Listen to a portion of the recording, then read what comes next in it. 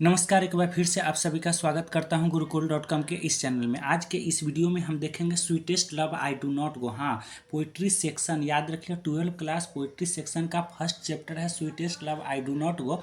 और इसके जो राइटर है जॉन डॉन है। कौन है? जॉन डॉन है। और आज इसके समरी को देखेंगे बहुत ही बढ़िया तरीक़ा से और आसान भाषा में देखेंगे। आपको आसान लगेगा, पहले आप देख लो। और इसके वर्ड मीनिंग भी नीचे दिया गया है। जो भी वर्ड मीनिंग आपको भारी लगेंगे उन सभी का वर्ड का हिंदी दिया हुआ है। आप बढ़िया तरीक़ा से इसको समझ लो। क्या है देखिएगा। The poem sweetest love I do not go is written by metaphysical poet John Donne. यानी कवि जो है, कविता जो है sweetest love I do not go, यह लिखा गया है आध्यात्मिक कवि जॉन डॉन के अनुसार, जॉन डॉन के द्वारा लिखा गया है। He was born in 1572 in London. यानी इनका जन्म जो हुआ था 1572 में। और कहाँ हुआ था? लंदन में। याद रखिए, हमारे देश का जो है ना वह गर्व कहा जाता है मुंबई, जो चमक दमक वाला जो जगह कहा जाता है। उसी तरह से जो है ना इंग्लैंड का जो है चमक दमक से भरा हुआ जो जगह है वह लंदन। और उसी लंदन में जन्म हुआ था 1572 ईस्वी में।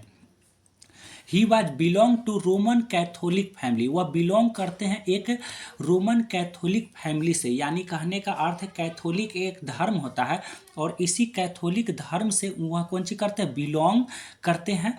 और उसके बाद देख लीजिएगा, डॉन वाज फोर्स्ड। डॉन को कहने का अर्थ है कि फोर्स किया गया था। यानी कहने का अर्थ है कि बलपूर्वक उनको ऑक्सफोर्ड यूनिवर्सिटी से धक्का देकर निकाल दिया गया था। और बिना डिग्री के, यानी किसी प्रकार का कोई डिग्री भी दिया नहीं गया और ऑक्सफोर्ड यूनिवर्सिटी से उनको धक्का देकर निकाल दिया गया। और वजह क्या था? तो रिलीजियन, धर्म के कारण उनको ऑक्सफोर्ड यूनिवर्सिटी से धक्का देकर निकाल दिया गया। और यह जो ऑक्सफोर्ड यूनिवर्सिटी जो है लंदन में है। और इसी वो ऑक्सफोर्ड यूनिवर्सिटी से इनको धर्म के कारण बाहर कर दिया गया था। He was known as songs and sonnet. वह जाने गए हैं सॉन्ग्स एंड सोनेट, छोटा छोटा कविता लिखते थे। और ही स्टडी लॉ एंड थियोलॉजी। वह जो है लॉ यानी कानून का पढ़ाई किए और साथ ही साथ थियोलॉजी यानी धर्मशास्त्र का भी उन्होंने अध्ययन किया था। उसके बाद देखिएगा, ध्यान से समझ लीजिएगा, आगे जो है उसको देख लीजिएगा। आगे जो है इसके समरी के तरफ भी चलेंगे। यानी कहने का अर्थ है कि इसके जो कवि के बारे में हम लोग देख लिए। और अब जो है कविता के तरफ से चलेंगे। तो यहाँ से आप पैराग्राफ चेंज कर देते हो तो अच्छा रहता है।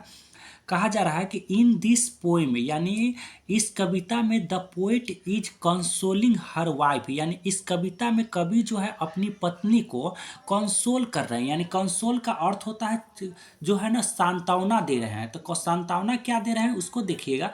सांत्वना दे रहे हैं कि that is going away not because he is tired of her. यानी वह कह रहे हैं कि मैं तुमसे दूर हो रहा हूँ। यानी वो अपने पत्नी से कह रहे हैं कि मैं तुमसे कौन चीज़ जा रहा हूँ? दूर होने जा रहा हूँ, क्योंकि मैं तुमसे, वह उनसे थके नहीं है। वो कह रहे हैं कि वह उनसे थके नहीं है। अगर तुम सोच रही है कि हम अगर तुमसे दूर हो रहे हैं तो हम तुमसे क्या हो गए? थक गए हैं। तो ऐसी बात नहीं है, हम तुमसे थके नहीं है।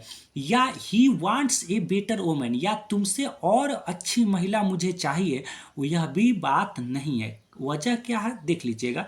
ये जो है ना कवि जो है जॉन डॉन जो है वह यात्रा करने जा रहे हैं। यानी एक देश से दूसरे देश जा रहे हैं। और उस समय इनकी पत्नी क्या है? रोक रही है। वो कह रही है कि हो सकता है कुछ अनहोनी आज हो जाएगा, इसलिए आज नहीं जाइए। तो वो कह रहे हैं कि ऐसी कोई बात नहीं है, किसी प्रकार का मन में कोई ख्याल मत रखो कि अगर मैं जो है जाऊंगा तो किसी दूसरे यानी अच्छी वोमेन के तलाश में जाऊंगा, या मैं तुमसे क्या हो चुका हूँ? थक चुका हूँ। ऐसी बात नहीं है। तो किसी भी तरह से अपनी पत्नी को सांत्वना देकर वह उनसे दूर होना चाहते हैं। ही एज्यूरेज हर, वह उन्हें भरोसा देते हैं। वह अपनी पत्नी को क्या है? भरोसा देते हैं that he will come back sooner. यानी इसलिए वो भरोसा देते हैं कि वह जो है ना बहुत ही जल्द ही वापस आएंगे। किससे? तो सूर्य से। वो कह रहे हैं कि सूर्य से भी तेज गति से मैं क्या है कि जाऊंगा। और सूर्य से भी तेज गति से जाने के बाद सूर्य अभी आएगा नहीं, उगेगा नहीं, तब मैं आपके पास क्या है, आ जाऊंगा यानी उग जाऊंगा, यानी हम आपके पास होंगे। वो कह रहे किसी भी तरह से सांत्वना दे रहे हैं और कह रहे कि मैं सूर्य से भी तेज गति से जाऊंगा। तो ऐसा तो कभी होने वाला है नहीं, लेकिन फिर भी वह क्या है, भरोसा देकर वह अपनी पत्नी से छुटकारा पाना चाहते हैं। Because it has neither sense nor desire. वो कह रहे हैं कि सूर्य के पास किसी प्रकार की कोई इच्छा नहीं है। क्या इच्छा है, क्या क्या किसी सूर्य देवी से उसको मिलना है क्या? ऐसी कोई बात नहीं है। लेकिन मेरे पास क्या है कि इच्छा है कि मैं जितना जल्दी जाऊंगा उतना ही जल्दी मैं अपनी पत्नी से मिलने फिर वापस आऊंगा। इसलिए मुझ जा रहा हूं और किसी प्रकार का कोई चिंता करने की जरूरत नहीं है। तो वहीं कह रहे कि सूर्य के पास किसी प्रकार की कोई इच्छा नहीं है, लेकिन मेरे पास क्या है, इच्छा है, इसलिए घबराने की बात नहीं है। आगे क्या है कि the sun sets in the evening and rises again in the morning. वो कह रहे हैं कि सूर्य जो को देखो, सूर्य भी तो यात्रा कर रहा है, सूर्य भी शाम को डूब रहा है और फिर सुबह में क्या है, उग जा रहा है, सूखता है। सूर्य में जो है शाम को डूबता है और सुबह में क्या है, उगता है। तो वो भी तो एक यात्रा कर रहा है, वो भी तो आ ही जा रहा है, वह भी अपने जो है टाइम पर ही उग जा रहा है, टाइम पर ही डूब रहा है। तो सूर्य को देखो, और मैं तो सूर्य से भी तेज गति से जाऊंगा क्योंकि सूर्य के पास कोई इच्छा नहीं है। Again he says that man's power is very weak. यानी वह कह रहे हैं कि आगे वह कहते हैं कि आदमी की शक्ति क्या है कि बहुत ज़्यादा क्या होती है, कमज़ोर होती है। आदमी की शक्ति बहुत ज़्यादा कमज़ोर होती है।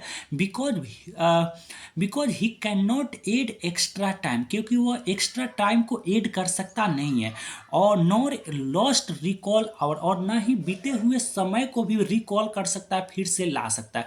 क्या आपके पास समय जो चला गया, क्या आप वापस ला सकते हो? क्या आप अपने समय में एक्स्ट्रा समय जोड़ सकते हो? क्या 24 घंटा का दिन रात होता है, 25 घंटा कर सकते हो? ऐसा कभी होने वाला नहीं है। एक बार समय चला गया तो चला गया, वह कभी वापस होने वाला नहीं है। तो दुनिया का सबसे बड़ी कीमती जो चीज़ है वह क्या है, समय है। एक बार समय आपके हाथों से चला जाएगा तो फिर कभी वापस आने वाला नहीं है। इसलिए विद्यार्थियों को भी सोच समझकर सही तरीका से अपना पढ़ाई पूरा कर लेना चाहिए। नहीं तो एक बार आपके पास से समय चला गया तो फिर कभी वापस आ सकता नहीं है। ही टेल्स हर वाइफ, वो अपनी पत्नी से कहते हैं, नॉट टू शेड टीयर्स, यानी आंसू मत बहाओ, because that will make him sad and weak. वो कह रहे हैं कि आंसू मत बहाओ, क्योंकि जब तुम आंसू बहाती है तो क्या होता है कि मैं पूरी तरह से कमज़ोर पड़ जाता हूँ। मुझे ये तुम्हारी आंसू जो है मुझे कमज़ोर बनाती है, और मुझे पूरी तरह से हौसला टूट जाता है जब तुम रोती हो। एट द लास्ट, अंत में, कविता के अंत में कवि कहते हैं, the people who are in each other mind are never separate.